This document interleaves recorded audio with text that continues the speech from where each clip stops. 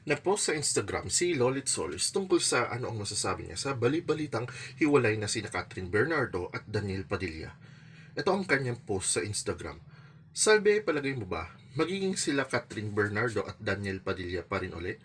Kasi nga, parang itong last na paghihiwalay nila, seryoso na. At hindi na iyon, parang lambingan lang.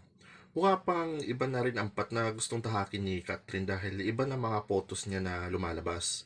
Talagang nga siguro gusto na kumawala ni Catherine sa love team, kaya ganun.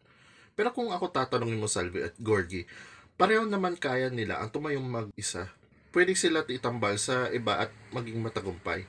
Dapat nga hindi na masyado ibenta ang love team dahil parang iba na rin naman taste ng manonood. Saka mas matibay pag solo ka dahil pwede ka sa lahat.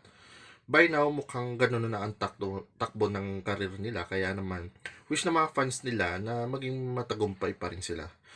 Pwede naman behind the camera. Kayo. Pero pag sa mga lakad na parang sa promo na ginagawang project, solo-solo, mas bongga. Classic Lolita. Anyways, yan lang ang balita ko sa ngayon. Ako si JP Showbiz Reporter.